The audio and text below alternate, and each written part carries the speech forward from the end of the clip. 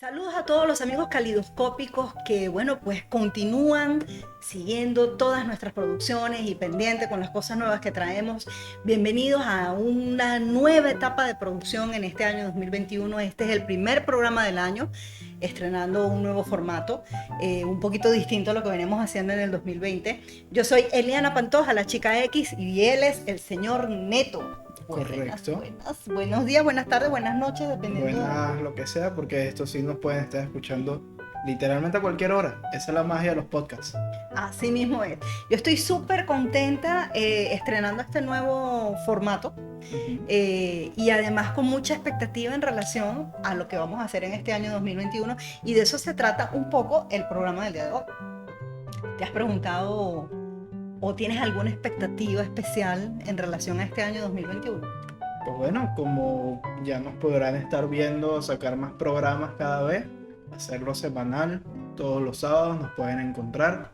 Vamos a estarlo sacando a la misma hora que salían los programas, igual a las 6 de la tarde, pero nos pueden, de nuevo, la magia del podcast, nos pueden escuchar mientras estás lavando, mientras estás cocinando, mientras estás haciendo lo que quieras hacer.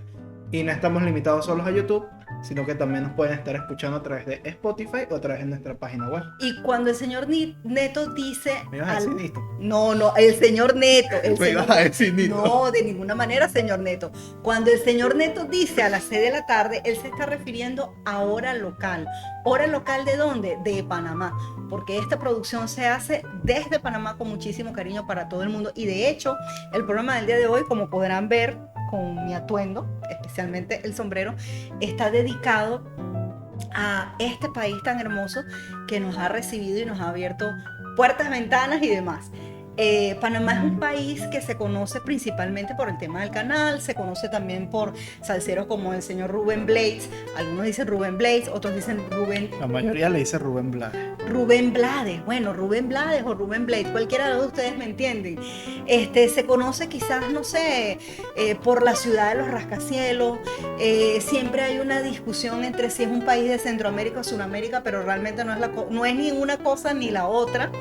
Y pues la verdad que señor Neto, después de tanto tiempo viviendo acá y conocer tantas cosas a través de mi profesión, que es el periodismo, me parece que manejamos una cantidad de información tan interesante, sobre todo en relación a su historia y también en relación a su geografía, que creo que podríamos ponernos el reto este año 2021 de hacer producciones en torno a este mágico país que se llama Panamá, para que la gente tenga conocimiento de las cosas que están mucho más allá de lo que todo el mundo conoce.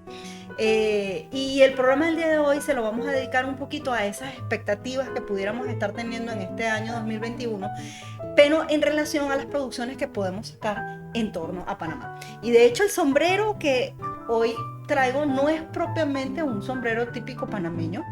La forma lo asemeja mucho, pero no es propiamente un sombrero típico panameño. Lo que sí es muy típico es esto que ustedes ven acá, que se llama mola. La Una mola. especie de adaptación moderna de distintos Sí, aspectos muy propios sí. de... Pero claro, esto que ustedes ven aquí que se llama mola es un tejido propio que hacen los aborígenes Unayala aquí en Panamá y es algo que realmente es muy cotizado, es un trabajo preciosísimo que hace esta gente. Y el sombrero, bueno, pues sí, tiene una semejanza con lo que sería el sombrero típico panameño, pero no es propiamente típico panameño. Y detrás del sombrero típico de Panamá existe una historia súper interesante que pocos conocen y esa creo que también me gustaría darla a conocer cuando hagamos precisamente esos programas. ¿Está de acuerdo, señor Nel? Esa sí me la conozco y no porque me sepa el tema del programa. ¿Así? Sí. ¿Qué parte conoces tú? ¿Cuál es la versión que tú Asumo que conoces? te refieres que el sombrero no es propio de Panamá, sino más bien de Ecuador. Y se llama Panama Hat no porque sea sombrero de Panamá, sino porque Panama's hot. Panamá es caliente. Algo Y de ahí así, le quedó el nombre. algo así. Pero Por ahí esto, va el rumor, por ahí va el por mito. ahí va el rumor, pero vamos a dejar eso en stand-by para los amigos que nos están viendo y prometerles que este año 2021, en esas expectativas que tenemos para el nuevo año, está incluido dar a conocer ese tipo de notas. ¿Estás listo para el recorrido que te tengo preparado el día de hoy, señor Neto? Perfecto, correcto. Bueno, pues mira, la primera cosa que yo quisiera hacer es un podcast dedicado a un tema que sería Banabá, Anayansi y Balboa. Crónicas de la ruta globalizadora. A todas estas no les he dicho, amigos calidoscópicos, que yo quisiera meter esta serie de producciones dentro de un nombre que se llama, le he escogido el nombre, la siguiente: Las Rutas del Revolú. ¿Tú sabes lo que es el Revolú? Es como una especie de, como el nombre más o menos indica, como una especie de revuelto, un tema bastante complicado, problemático usualmente, aunque no estoy seguro que siempre tenga que ser problemático.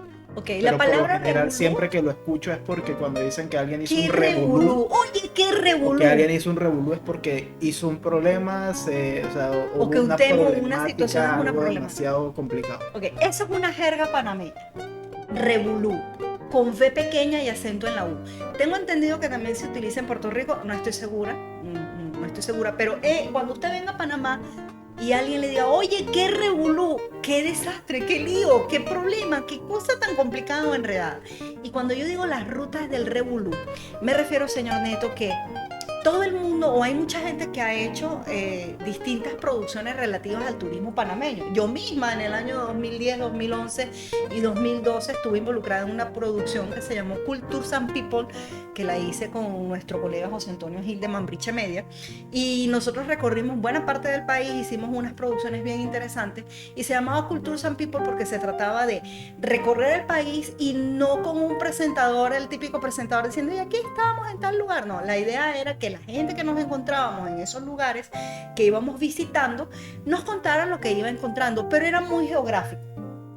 Fue una experiencia de esta es la ciudad, o este está el punto de no sé, de la provincia de Veraguas, o por aquí estamos en el canal. El proyecto que a mí me gustaría desarrollar este año a través de Calidoscopio Live y de este segmento que se llamaría Las Rutas del Revolú sería más mostrar la historia detrás de cada uno de esos lugares especiales que tiene Panamá.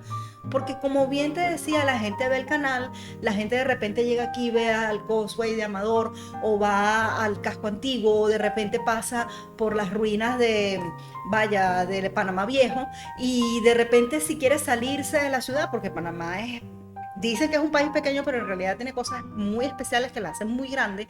De repente te vas hacia una provincia, y por ejemplo tu provincia favorita, que es Chiriquí, por el tema del café, ahí hay un montón de historia detrás de esas provincias que poca gente conoce, y que además cuando tú lo buscas normalmente en la internet consigues media verdades o medias mentiras.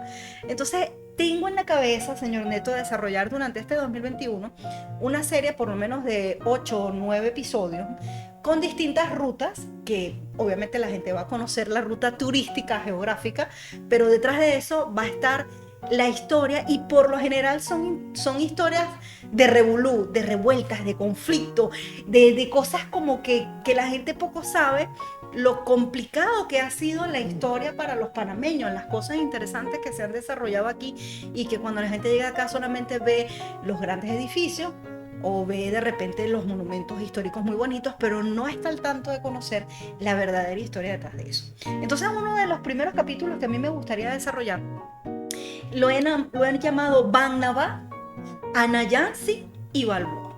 Bannabá, aquí una de las grandes discusiones, no sé si tú has estado en esa discusión, es determinar cuál es el origen de la palabra Panamá. Ah, no, esa en particular no. Bueno, cuando tú llegas, la versión oficial turística es Panamá significa abundancia de flores y mariposas. No, esa es la de flores, de peces, y esa es la que siempre dicen. Pero muchos lingüistas dedicados a lo que son las lenguas aborígenes dicen que en realidad la palabra Panamá viene de la palabra Bannabá. Es una hispanización.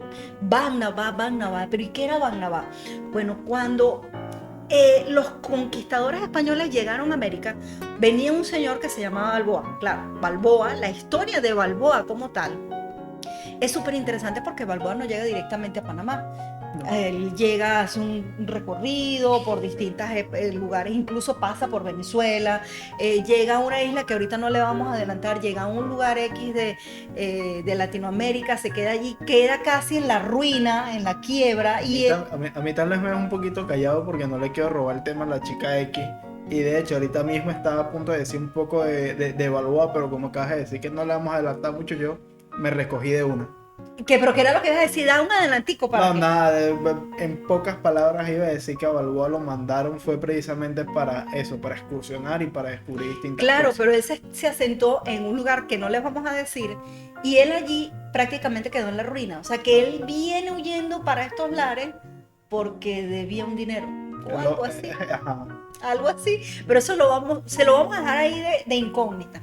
Lo cierto es que una vez que llega aquí por un proceso que luego le vamos a contar, porque vamos a crearles aquí la incógnita, él termina convirtiéndose en gobernador del Darién, que fue la zona donde originalmente comenzó todo lo que fue el proceso de explorar y conocer este territorio que luego se convirtió en Panamá.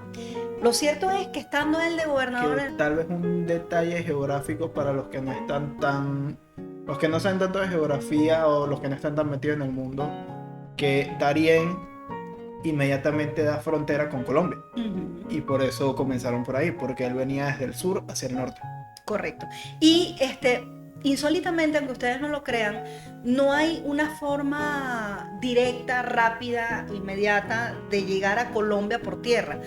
Porque atravesar la selva del Darién es realmente una cosa insólita. Y Como querer pasar de Venezuela a Brasil a través del Amazonas. Algo así, muy complicado. Y las historias de la gente que lo ha hecho, porque sí se han dado casos de personas, sobre todo cubanos y venezolanos, que huyendo de situaciones en sus respectivos países pasaron el Darién caminando. Y como periodista a mí me tocó cubrir la ola de migrantes cubanos que entraron caminando por el Darién, y la verdad que yo no tengo palabras para describir lo que ellos me contaban, o sea, lo difícil que es el terreno, lleno de precipicios, lleno de una cantidad de cosas que mucha gente muere en el camino. Esa es la parte oscura que no se conoce en estas historias, pero que está allí. El cuento es que el señor Balboa, cuando, bueno, pues a principios de 1500 comienza ese tema de la exploración, ya en la época en que Cristóbal Colón hizo su primer trabajo exploratorio, se sospechaba que podía haber otro mar. Tampoco fue que Balboa encontró el océano Pacífico así nomás, que es parte de la historia de él. Ya él hace la exploración porque se suponía que... Y digo, de nuevo, cuando estamos hablando de estos temas, los términos son muy... exploración específicamente para los españoles y descubrimiento específicamente para Europa. Claro. Porque, o sea, obviamente ya muchos sabían. Solamente que ya sabían los que vivían aquí, lógicamente, sino que también ya existen múltiples teorías comprobadas de que definitivamente los españoles no fueron los primeros en llegar a América, aparte de los nativos acá. Claro, cuando ellos llegaron aquí tenían una idea, hay una parte de la historia contada oficial, pero hay otra parte que poco la cuentan. Y yo recuerdo que en este ejercicio periodístico aquí en Panamá, en una oportunidad me tocó entrevistar a una casa editorial que en España sacó una producción especial dedicada a Balboa, sustentada en una cantidad de cartas y documentos oficiales que se encontraron. Y en ese momento yo pude entrevistar a uno de los descendientes de Cristóbal Colón. Ahorita no recuerdo el nombre, pero es parte del trabajo que voy a hacer. Uno de los descendientes de Cristóbal Colón es un duque, tendrá en este momento 70 y pico de años. Lo entrevisté vía internet para ese especial que hicimos para un medio que yo trabajaba en ese momento. ¿Qué te pasó? Es que no sé, esa es una de las cosas que les podría estar haciendo un adelanto en un futuro programa, pero esos detalles como históricos o del tiempo que no tienen mucho sentido en tu cabeza, como pensar, o sea, que no sé, simplemente la palabra un descendiente de Cristóbal Colón, cuando Cristóbal Colón suena como una persona de hace... Bueno, pero ese verdad, señor tuvo descendiente. Pero no sé por qué uno en su cabeza como que no relaciona que el pasado, no sé si soy simplemente como que el pasado, la persona se murió tal vez yo ya me estoy volviendo loco, es posible, no sé, es una posibilidad, siempre existe esa posibilidad que esté loco, no sé. Bueno, lo cierto es que Cristóbal Colón tuvo descendientes y uno de ellos, que si mi memoria no me falla, tiene el título de duque, lo pude entrevistar a través de esta casa editorial. Y la idea de entrevistarlo era que él explicara que dentro de la cantidad de cosas que él pudo rescatar de su antepasado, Cristóbal Colón, encontró una serie de cartas y de manifiestos en el que él expresaba que se tenía una noción de que además del océano Atlántico, existía otro océano por las cosas que ellos iban encontrando, no solamente lo que iban intercambiando la información con los aborígenes de esta tierra, sino porque los exploradores eran personas que estaban muy conectadas con la tierra y observaban muchísimo los distintos niveles de los terrenos, la forma como estaba la flora y la fauna. O sea, eran muy observadores del terreno que estaban pisando y ellos hacían elucubraciones en función de ciertas observaciones. También es parte de, reconciliar no es la palabra, pero como repensar la historia, se podría decir.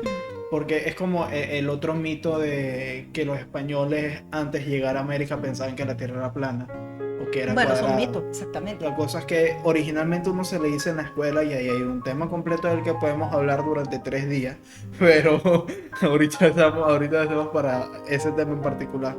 Pero son esas ciertas cosas que a uno se le cuentan y después con el tiempo se va descubriendo que es mentira o que en verdad simplemente es algo que dicen prácticamente porque sí. Bueno, pero imagínate tú si actualmente con las informaciones que se dan en el día a día, de ahí surgen leyendas ahorita, imagínate qué no puede ocurrir con cosas que pasaron hace mucho tiempo. El cuento es que cuando el señor Balboa se hace cargo del Darién y comienza a explorar y comienza a ver, él escuchaba a los aborígenes que decían, Van Nava, o sea, lo que había más allá.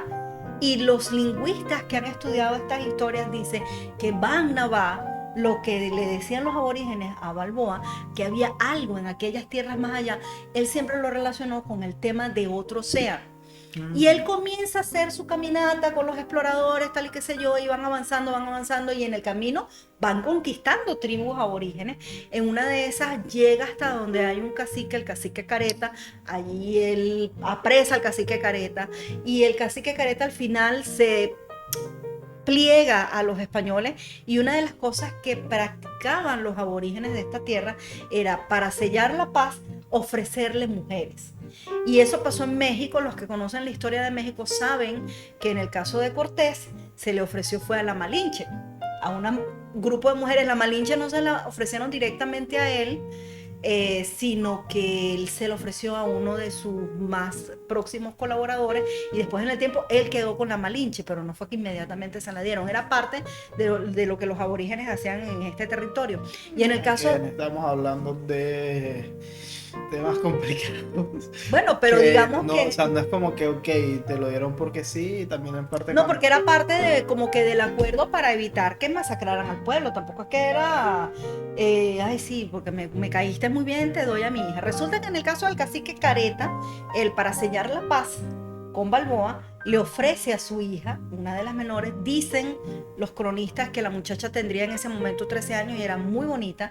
Y por las historias que yo he leído, todo este descubrimiento, todo este trabajo histórico que ha hecho esta editorial española que sacó este especial de las cartas de Balboa, era una muchacha muy bonita de 13 años, y al final la historia de ella se parece mucho a la historia de la Malinche. Yo le digo a ella la Malinche panameña, yo me refiero a la Malinche que ayudó a Cortés a llegar a México y a entablar negociaciones y a entenderse con las tribus que iban encontrando en el camino. Bueno, eso fue lo que hizo Ana Yancy, que era el nombre de ella. Ayudó a Balboa a avanzar en el camino, a hacer asociaciones con las tribus y poder atravesar esos 80 kilómetros de selva, que lo hizo llegar a lo que él bautizó como el Mar del Sur. Pero el Mar del Sur no era otra cosa que el Océano Pacífico, que era un océano completamente distinto al que ellos, los españoles, ya estaban acostumbrados. Como dice el señor Neto, fue un descubrimiento para los españoles, más no así quizás para otras, no sé, otras civilizaciones que hayan llegado por ese territorio. También me imagino que es en parte como una recopilación de distintas cosas. Porque acuérdate que igual por lo menos Portugal, antes de llegar a América, primero, porque todo el punto del descubrimiento del Nuevo Mundo era llegar a la India.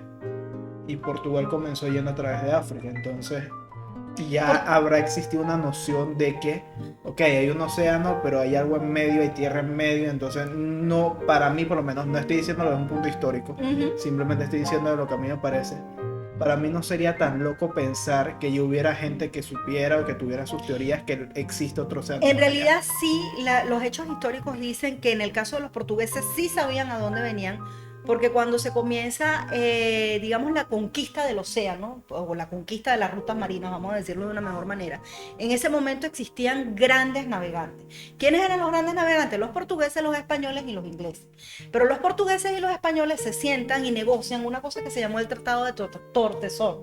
No sé si lo estoy pronunciando bien, pero fue un tratado que firmaron Portugal y España en el que se dividieron las rutas. Entonces, no recuerdo los detalles del tratado, valdría la pena incluso para ese especial que quiero hacer. Lo cierto es que los portugueses muy hábilmente dijeron, lo que yo encuentre de tal paralelo, de tal línea, de aquí para allá es mío y lo que tú encuentres de aquí para acá es tuyo. Y resulta que Portugal llegó derechito a Brasil, que es un territorio mucho más grande, y se dice que los portugueses ya tenían noción de qué era lo que iban a encontrar.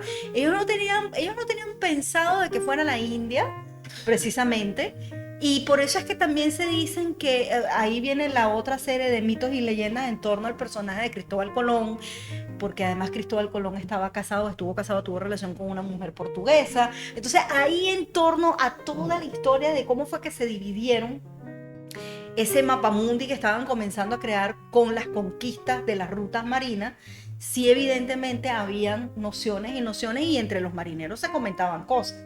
Pero volviendo al caso de Ana Yancy Balboa y eso que se llama Banabá, quiero hacer una especial, señores, de esto. Si bien no vamos a hacer el recorrido de los 80 kilómetros por selva, entre lo que el señor Balboa consiguió para llegar al Mar del Sur, sí ha habido grupos de exploradores que incluso cuando se cumplieron los 500 años del descubrimiento del Mar del Sur, este grupo de exploradores, muchos de ellos españoles, querían replicar la ruta de los 80 kilómetros hasta llegar al Mar del Sur.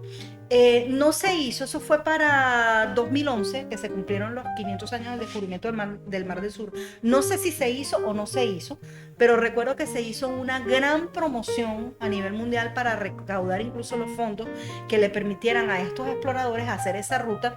No se tiene una certeza de la ruta se sacó por una serie de documentos históricos hasta llegar a lo que se conoció como el Mar del Sur. Si bien Balboa no consiguió fue el Mar del Sur, lo conquistó, no que lo conquistó, lo encontró, puso una bandera española, entendió que era otro mar y se sabía que por allí se podían conseguir otras rutas. Vuelvo y repito, la idea era una carrera para encontrar nuevas rutas que permitiera el mercado marítimo. Yo no sé qué tanto Balboa habrá tenido conciencia de que el descubrir otro océano era definitivamente globalizar ya esas rutas marítimas. Pero lo cierto es que al final Balboa tiene una serie de inconvenientes políticos, lo sacan del escenario ejecutándolo. Hay incluso una leyenda aquí en Panamá que dicen que algunas tribus de la zona preservan la cabeza de Balboa porque fue decapitado. Eso me gustaría explorarlo en ese especial. No lo sabía, yo tampoco, pero me gustaría explorarlo. Pero me suena como la cabeza de Disney. Algo así, no, la cabeza de Disney, no, que Disney está congelado. Que supuestamente la cabeza de Walt Disney está congelada en el centro del primer Disney World que abrieron. Esos son los mitos y leyendas del asunto. Pero aunque el señor Balboa no fundó después la ciudad de Panamá, lo cierto es que su hallazgo del Mar del Sur hizo que se fundara la primera ciudad en la costa pacífica, y fue en esta ciudad, la ciudad de Panamá, que no se llamaba ciudad de Panamá en ese entonces, lo vamos a descubrir también, o lo vamos a recordar en ese especial, fue desde esa ciudad que se levantó justamente en lo que quedaba de un asentamiento indígena. Entonces hoy día la antigua ciudad de Panamá, que es una ruta turística obligada, se conoce como Panamá la Vieja, es un centro arqueológico porque están las ruinas de la ciudad de Panamá colonial, pero debajo están las ruinas de los asentamientos aborígenes que estaban allí, muy parecido a lo que ocurrió en el caso de México. Desde esa ruta, desde esa ciudad se organizó la exploración y organización política geográfica de Centroamérica, y además desde esta ciudad se organizó la exploración y conquista del imperio de Perú, del imperio inca. Entonces, Panamá, desde sus inicios, ha sido un punto, como decía Simón Bolívar, puente del mundo, corazón del universo, porque fue lo que unió, el punto que unió a todo el globo terráqueo con nuevas rutas, y fue a partir de esta ciudad que se crearon cosas fantásticas. Me encantaría, por ejemplo, señor Neto, que nosotros exploremos el camino real, El Camino Real y el Camino de Cruz. y el Camino de Cruces, que fueron las dos rutas que se crearon, porque entonces, claro, se subían todas las riquezas del Perú por aquí, por la costa pacífica, llegaban a la ciudad de Panamá, que no se llamaba propiamente ciudad de Panamá, tenía otro nombre.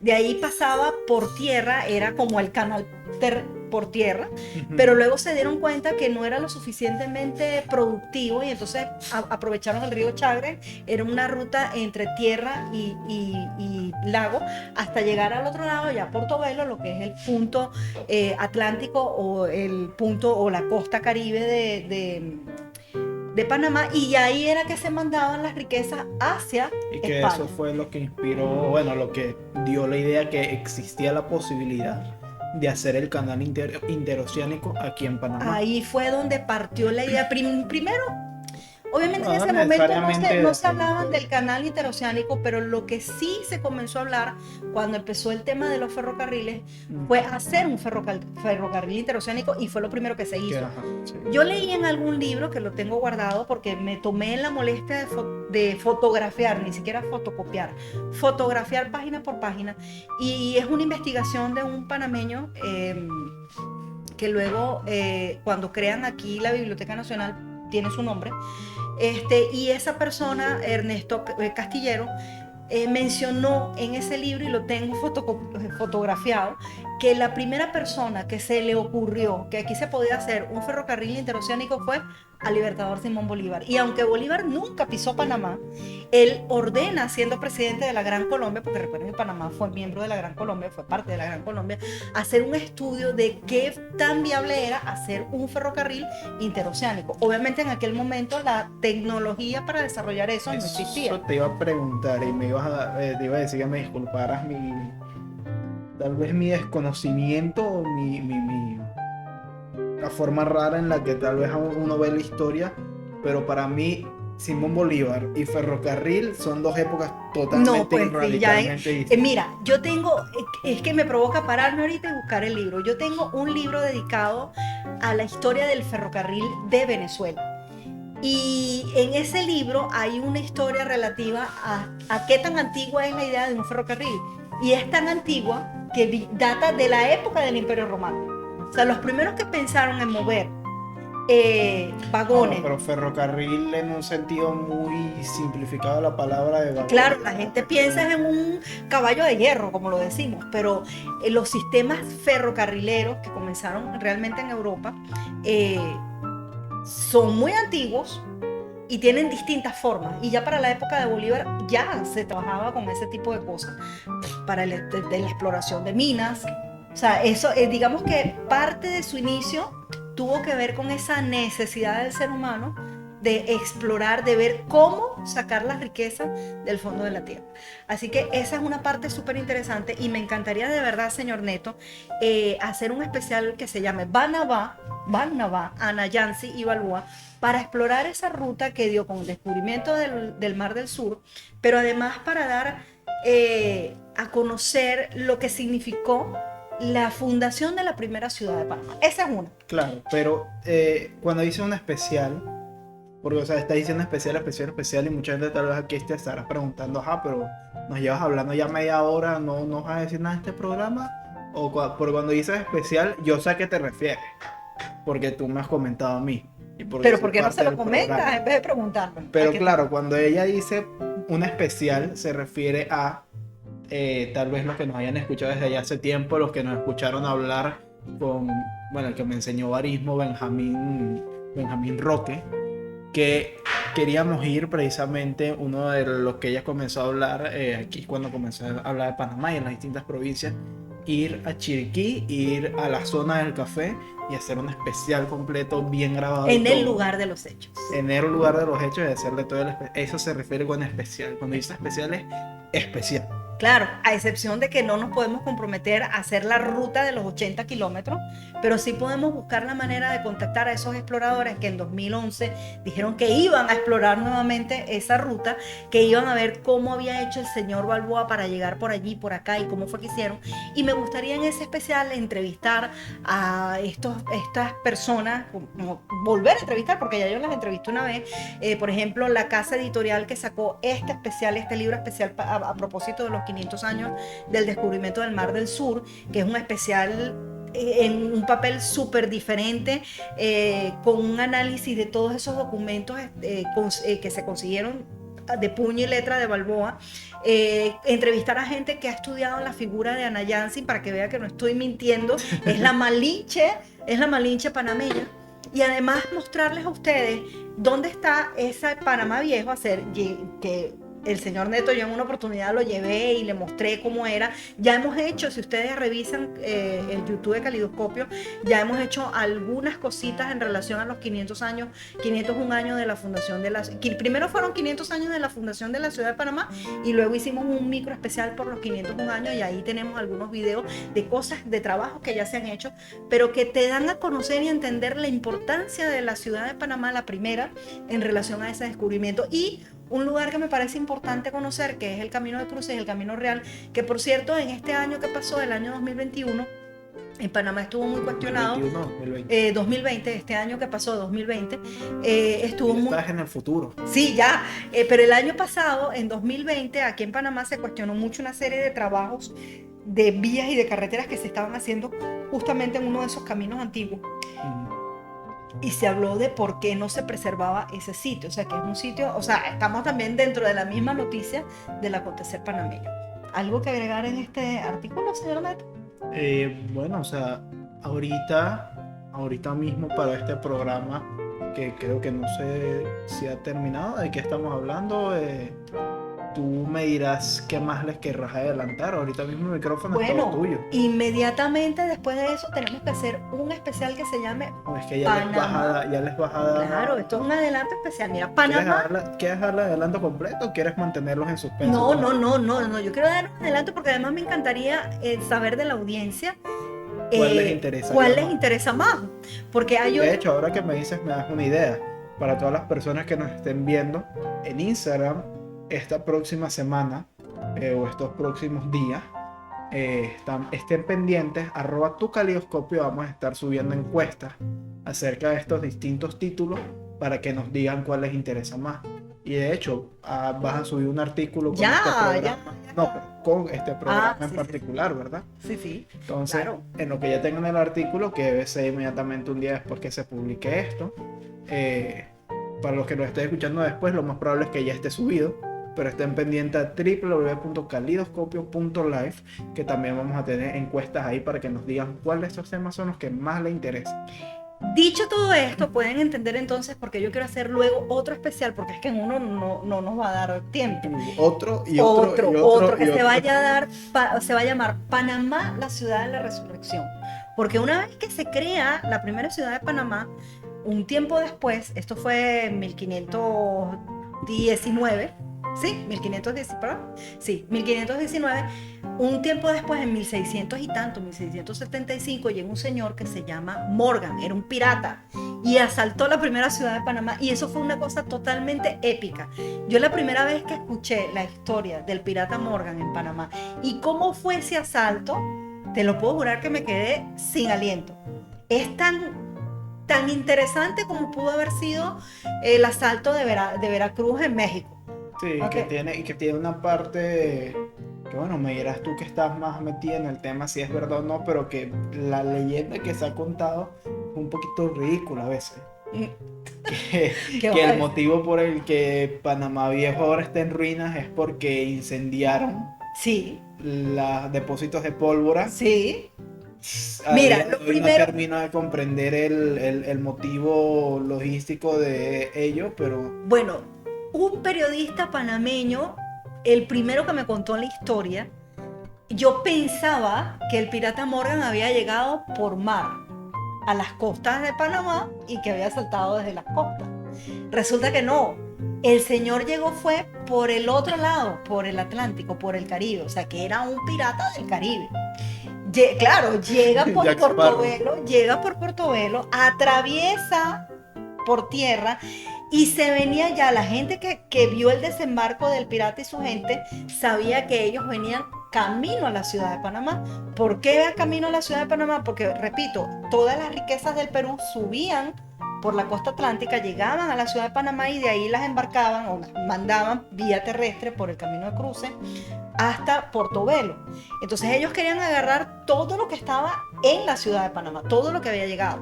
El señor Claro, y que pirata... además en el momento, verdaderamente, como mencionó la chica X, estaba Portobelo y la ciudad de Panamá. Si desembarcó en uno y se fue caminando de ahí, tenía que ir para el otro. Correcto, o sea, pero es que yo pensaba dentro de mi cabeza que había llegado era por mar, y no, Claro, y que también tiene sentido porque los que no hayan visto Panamá Viejo actualmente, está literalmente en la costa. Sí, Entonces claro. sí tiene sentido porque pensarías que él Sí, llegó a yo la pensaba costa. llegó a la costa, pero no, resulta que no, el señor se vino caminando y por el camino algunos emisarios avisaron a las autoridades de la ciudad de Panamá que venía el pirata Morgan y venía el pirata Morgan y bueno, la gente estaba como, tú sabes, ¿no? ¿Cómo vamos a frenar este asalto y tal? Me cuenta este colega periodista que una de las primeras cosas que se les ocurrió, y eso lo vamos a investigar en ese especial, fue soltar el ganado para asustarlo. Y entonces el pirata con su gente que venía muerta de hambre lo que hizo fue comerse el ganado. Y una vez que comieron rico y sabroso, después ¡pum! A asaltar. Uno se ríe, pero eso fue realmente una tragedia. Cuando ellos fueron varios días de asalto y en algún punto las autoridades pensaron quemar justamente la pólvora que tenían para como que bueno, aquí no se van a llevar más nada, vamos a incendiar esto. O no sé si eso sería así tal cual, por eso es que te digo. ¿Existe registro de ello? Sí, hay historiadores, de hecho en Panamá la Vieja está el Patronato Panamá la Vieja, hay historiadores que han trabajado esto, que incluso han reconstruido digitalmente la catedral y hay registro de esto, por eso es que te digo, hacer un... No, pero me refiero de el motivo. Ya existe una Entiendo teoría que sí, que concreta hay por una... la Sí, cual... sí, eso es lo que vamos a investigar. Claro, o sea, esto es lo que vamos a ver en Eso es el lo que vamos especial, a pero ver en el haciendo un pequeño especial. adelanto y una pequeña Yo tertulia creo aquí. que sí, ese es nuestro trabajo como periodista, buscárselos y llevárselos a los amigos. El cuento es que, bueno, queman la ciudad de Panamá, se va el pirata, se lleva todo lo que se quiso llevar, típico de esos asaltos de piratas. Y al final la gente que estaba traumatizada decidieron refundar la ciudad 10 kilómetros de la costa en una península que se veía que era mucho más segura. Esa península la amurallaron, era una ciudad amurallada. Y ahí comienza otra parte de la historia súper interesante de la segunda ciudad de Panamá, que además de que era una ciudad amurallada, la historia que se desarrolla ahí es interesante porque los muy ricos vivían dentro de las murallas y los muy pobres fuera de las murallas. Y luego esa segunda ciudad de Panamá, que es lo que hoy día se conoce como Casco Antiguo, fue creciendo de una manera interesante porque tuvo 3 incendios. Entonces esos 3 incendios arrasó en distintas épocas las construcciones que estaban y se volvió a reconstruir. La ciudad de Panamá, el casco antiguo de la ciudad de Panamá, donde estamos actualmente, es muy peculiar porque todos los cascos antiguos, la mayoría de los cascos antiguos de las ciudades hispanoamericanas son netamente coloniales. Pero el casco antiguo de Ciudad de Panamá es una mezcla, es un revolú, literalmente un revolú de estilos arquitectónicos. Y por eso es que el casco antiguo de Panamá es tan interesante y tan diferente. Y claro, por lo menos eso se puede ver mucho, que para los que nos estén escuchando en puro audio en Spotify o a través de la página web, busquen la catedral del casco antiguo de Panamá y fue una de las primeras cosas que me llamó la atención, y es que debido a estos incendios tiene 2 estilos arquitectónicos distintos totalmente y que se nota, y es de las primeras cosas que a mí me llamó la atención cuando llegué y vi por primera vez el casco, que sí se ve esa mezcla de distintos puntos arquitectónicos, y es lo que la chica X se refiere, que lo hace particular de otra muy de otros distinto cascos al resto de antiguos. los cascos antiguos de las ciudades de Hispanoamérica. Pero también es interesante, la primera vez que yo recorrí el casco antiguo, no como simple turista, sino con una guía turística, que fue producto de ese trabajo que les comentaba, Cultures and People, cuando te comienzan a contar cómo era la vida de la ciudad amurallada, a qué hora se abría y a qué hora se cerraba, cómo era el sistema de seguridad para evitar, porque quedaron tan traumatizados con el tema del incendio, del asalto del pirata Morgan, que de verdad que tenían mucho cuidado. Y otra cosa interesante es que la nueva ciudad de Panamá se fundó con piedras de la vieja, o sea, desarmaron las construcciones antiguas, todo lo que pudieron y eso lo movilizaron. Entonces lo que queda hoy de la ciudad vieja en relación a la ciudad nueva es también bastante interesante. Y luego cada uno de esos edificios que tiene el casco antiguo, todos tienen una historia muy particular.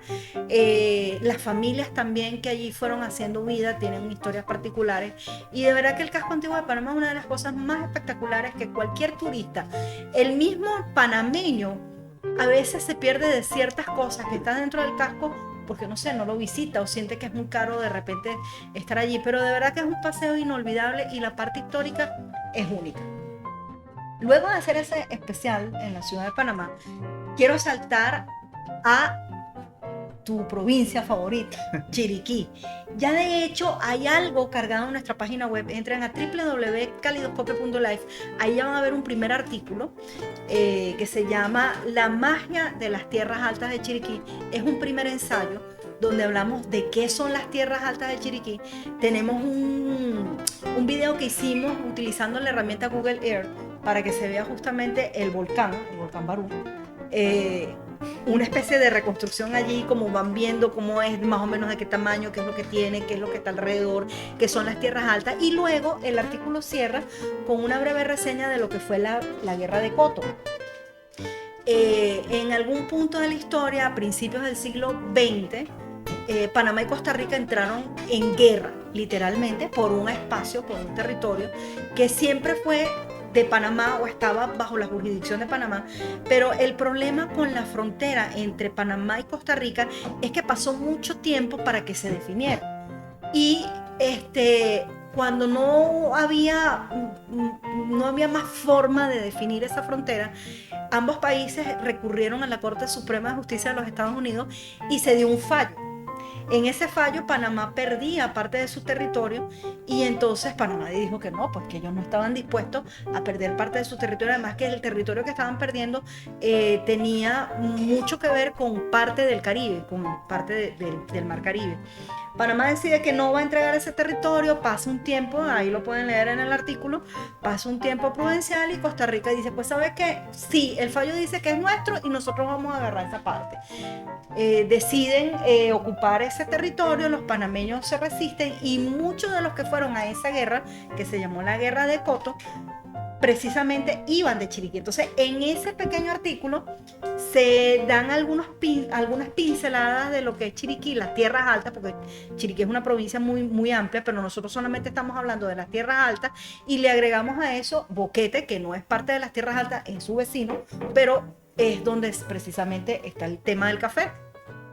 Y cierra el artículo justamente con lo que fue la Guerra de Coto, que es esa parte, el revolú panameño, en este caso, en la confrontación entre panameños y ticos. Al final se van a sorprender porque van a ver que Panamá ganó la guerra desde el punto de vista bélico, pero al final, por presiones de los Estados Unidos, tuvo que rendirse y entregarle el territorio a Costa Rica. ¿Por qué? Porque en la zona había unas empresas bananeras norteamericanas que estaban interesadas en que ese territorio quedara en manos de Costa Rica para ellos continuar explotando esas empresas en esa zona. Y entonces hubo una parte de la historia que cuando los costarricenses, los ticos, llegaron a Panamá, los chiricanos, que eran muy aguerridos, le ganaron la batalla, pues ellos tuvieron que replegarse. Pero entonces ahí fue cuando los Estados Unidos ayudó a los ticos utilizando el ferrocarril de esa compañía bananera, de esa empresa de frutas, y ayudándolos a entrar por otro territorio, que sería el territorio de Bocas del Toro, bajar y ahí ocupar. Y claro, por Bocas del Toro nadie estaba esperando que llegaran los ticos, se suponía que ellos iban a llegar a por Chiriquí, entonces nadie estaba esperándolos allí, nadie les hizo frente, y ellos entraron por ese territorio y ocuparon con esas facilidades y con esas ayudas que le dio el gobierno norteamericano. El artículo ya está cargado, es solamente un abreboca para que más o menos vean las cosas, pero la idea es ir hasta Chiriquí. Claro, y de ahí, por lo que veo, ya me tienes, ¿cuántos temas más nos vas a sacar? Bueno, vamos apenas por el tercero y son 9. Porque ya llevamos 45 minutos. Ya, bueno, pues el otro, bueno, lo siguiente. No, pero esto ya les deja una idea a la gente en casa de todo lo que queremos hacer con todos estos especiales, y por eso digo especiales con E mayúscula. De que nos porque tiene de que sacar verdad, del estudio, ir al lugar de los hechos. y de verdad que cuando tengamos la oportunidad de hacerlo, queremos hacerlo con todas las que hay que, con darlo de todo, dar el 120%. Ir al lugar de los hechos. Eso es muy distinto a contarlo aquí sentado a, ¿cómo se llama? Ir al lugar de los hechos y contarlo. El otro tema que te quiero proponer tiene que ver con el escudo de Veraguas, el paraíso que estuvo en la mira de los revoltosos. Como ustedes pueden ver en las imágenes que el señor Neto va a comenzar a colocarles, el escudo de Veraguas es una zona espectacular, es una pequeña isla en el mar Caribe panameño.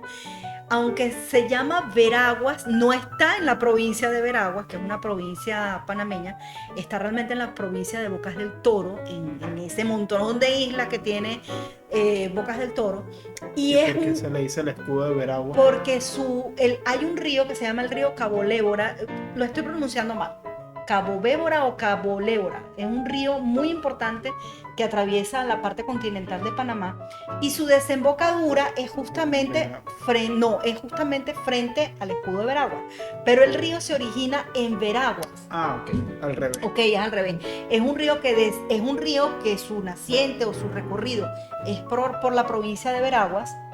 Y es muy importante este dato que te estoy dando desde el punto de vista histórico, porque ese río, que estoy pronunciándolo muy mal porque es un nombre extraño, Cabo Lébora, Cabo Bébora o algo así, no lo recuerdo, ahorita lo vamos a buscar y se lo vamos a poner en el mapa para que vea el nombre correcto. Los que nos estén escuchando a través de Spotify nos pueden buscar en la página web, que el artículo que estamos subiendo con este podcast va a tener también estas imágenes, ¿no? Exactamente. Entonces, ese río que atraviesa la provincia de Veraguas, su desembocadura es justamente en esta isla que lleva el nombre del escudo de Veraguas. Yo asumo que eso lo vamos a investigar en el lugar, le pusieron ese nombre porque justo, o sea, cuando tú dices escudo de Veraguas es como que es un escudo a ese río que desemboca allí. ¿Por qué es importante ese pequeño detalle geográfico? Cuando yo digo que es un paraíso que estuvo en la mira de los revoltosos. Bueno, el escudo de Veraguas como tal, desde el punto de vista turístico, es uno de los paraísos más espectaculares que tiene el país, República de Panamá. Es una zona protegida, es una zona tan espectacular que, como ustedes ven en las imágenes, son blancas arenas, playas espectaculares entre rocas, o sea, es una cosa que además está súper protegido. Hacer un turismo para allá, hay ciertas empresas que tienen derecho, o sea, tienen el permiso para operar, pero todo dentro de una normativa de protección a ese ambiente. Claro. En los años 50, Panamá tenía una convulsión política muy importante, y ahí es donde viene la parte del revolú interesante. Un grupo de personalidades importantes del país decidieron darle un golpe de Estado al presidente de la época. En ese golpe de Estado se les ocurre varias acciones. Una, solicitar ayuda a Cuba. Cuba había recién culminado su proceso revolucionario y había llegado Fidel Castro al poder. Fidel Castro, recuerden que llega a principios del año 59. Y entonces este grupo de personas que estaban pensando en dar un golpe de Estado en Panamá deciden que tienen que pedirle ayuda a estos revolucionarios que pasaron tanto tiempo cocinando una revuelta en Cuba y habían tenido éxito. Y se les ocurre la idea de necesitamos ser entrenados por los cubanos. Entonces, en ese grupo de gente importantes, políticos panameños, uno de ellos estaba casado con una bailarina muy importante, una bailarina inglesa, Margot Fonteyn, la primera bailarina de Inglaterra, y ella termina apoyando a su esposo y termina involucrada en un tema de un golpe de Estado. El cuento va por aquí, utilizan la imagen de Margot Fonteyn para hacer contacto con Fidel Castro, porque Fidel Castro en esa época, recién llegaba a la revolución, quería tomarse fotografías con gente importante que le diera relevancia. Y por eso es que él recibe a Margot Fonteyn para tomarse una foto con la primera bailarina inglesa.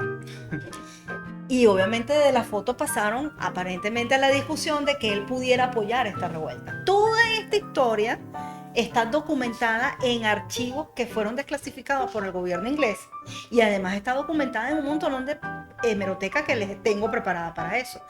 Palabras más, palabras menos, dentro de la organización de ese golpe de Estado, se piensa, bueno, vamos a traer a unos cubanos que entrenen a unos panameños y al mismo tiempo vamos a buscar a gente joven de Panamá que apoye ese golpe entrenándose con los cubanos. En la historia, este grupo de gente joven que iba a ser entrenado por los cubanos se mueve hacia Veraguas, hacia una zona que se llama Cerro Tute, y la idea de ellos era llegar al Cerro Tute, atravesar, llegar hasta este río, irse por la corriente del río hasta llegar a la desembocadura y llegar a el escudo de Veragua y internarse en el escudo de Veragua, y ahí era que ellos iban a recibir el entrenamiento. Mientras estos jóvenes atraviesan el Cerro Tute por Veraguas y toda la historia, cometen ciertos errores, que se lo vamos a decir en el especial, que hace que el gobierno se dé cuenta que viene que hay algo revoltoso que está ocurriendo. Mientras eso pasa, la otra parte de los que estaban organizando el golpe de Estado vienen camino a Panamá en una embarcación con los cubanos que iba a entrenar a estos muchachos jóvenes. Pero resulta que en el camino pasa algo: el que tenía el mapa, la guía naviera para llegar hasta el escudo de Veragua, lo matan en el barco y desaparecen su cuerpo. Pero no se dieron cuenta que en la chaqueta que el hombre llevaba estaba el mapa de navegación y era el único que sabía cómo llegar al escudo de Veragua. El barco queda como a la deriva y no llegan al escudo de Veragua, llegan a una población de Colón que se llama, no recuerdo ahorita el nombre, llegan a una población, en nombre de Dios se llamaba la población, o se llama la población de Colón. Y entonces imagínate tú que tú estás... Ellos llegan a un pueblito perdido en aquella época, te estoy hablando del año 59, perdido en el espacio, un pueblito llamado en nombre de Dios, que era gente campesina, y llegan a una escuela. Y entonces en la escuela le preguntan al maestro, ¿cómo se llama este territorio? Ah, esto es el nombre de Dios. ¿Y dónde queda el nombre de Dios? Esto es Panamá. Bueno, llegaron a Panamá, no llegaron al escudo de Veragua, pero llegaron a Panamá. Eso fue lo que se conoció históricamente aquí en Panamá como la invasión de los cubanos. Fidel Castro, cuando se descubre todo este lío, dice: yo no he mandado a ninguno revolucionario, eso fue gente que se fue por su cuenta. Obviamente lo negó. Y tú, cuando buscas la hemeroteca de esa época, vas a encontrar un Fidel Castro que además coincidió una gira que él hizo por Estados Unidos cuando descubrieron eso acá, cuando se cayeron con los kilos, como dicen. Y él lo negó, porque imagínate lo que significaba eso desde el punto de vista político. O sea, cómo era eso que Fidel Castro estaba ayudando a una invasión para tumbar un gobierno. Eso estaba muy mal visto y él en ese momento quería mostrar su mejor cara. Claro, claro. Obviamente, ¿no? Él nos iba a mostrar como un tipo que iba a aportar su revolución al resto de los países. El cuento es que, por un lado, se cae... es un fracaso en la invasión de los cubanos, no llegaron al escudo de Veragua, por eso es que estuvieron en la mira, por eso es que digo que es el paraíso que estuvo en la mira de los revoltosos. No llegan al escudo de Veragua, llegan a la población de En Nombre de Dios, Llegan ahí en Colón. que Llegan a Colón, que estaba para los que no sepan, Colón y Bocas del Toro están demasiado lejos. Sí, literalmente las dos puntas del país. Claro, ambas por la costa caribeña, pero lejos, pues, obviamente, o sea, bastante distante. O sea, yo sé que tú eres de las que dice que está a 3 cuadras y son 10. Y es la otra ciudad, pero Colón y Boca del Toro está bastante lejos. Bueno, el cuento es que con este especial queremos llevarle las cosas espectaculares de lo que es Veraguas, pero también quiero que conozcan ¿Veraguas o el escudo de Veraguas? Pero también es que vamos a hacer el recorrido. Yo no creo que hagamos el recorrido como tal del río, porque eso es montados en una balsa. No. Además que ellos no iban en una balsa, ellos iban caminando la guía. Claro. La guía era seguir el río hasta su desembocadura, porque ellos sabían que en la desembocadura estaba justamente el escudo de Veragua. Imagínate, si hoy día, con todas las facilidades que hay, es complicado llegar al escudo de Veragua, imagínate tú en el año 59. Entonces la idea de estos chicos revoltosos era seguir, o sea, llegar a Cerro Tute, después ir caminando por la selva, no sé qué, pero cometieron un error, que en el camino, ese error fue lo que les costó que se les cayera, y eso lamentablemente terminó en gente muerta, ¿vale? O sea, eso no terminó tan mal. En el caso terminó tan mal. terminó muy mal. Ok. No, Ok. terminó muy mal porque murieron unos muchachos jóvenes, pues en un enfrentamiento con los militares. Y en el caso del escudo de Veraguas, que no llegaron los barbudos, como le decían en esa época, sino que llegaron fue a Colón, al final ellos, incluso aquí la OEA tuvo que intervenir, tuvieron que traer una comisión humanitaria para que ellos se rindieran y entonces que los llevaran, o sea, que no los enjuiciaran acá en Panamá, sino que los enjuiciaran en Cuba. En Cuba se les abrió un proceso judicial, pero eso no quedó en nada porque allí quedó en evidencia que sí, había habido, pues bueno, un arreglo que al final... lo más interesante de toda esta historia es que en ese especial le vamos a mostrar esos documentos oficiales que fueron desclasificados del gobierno inglés, en el que incluso a la reina Isabel no le echaron el cuento completo como era, porque era tan vergonzoso. Se los puedo decir porque...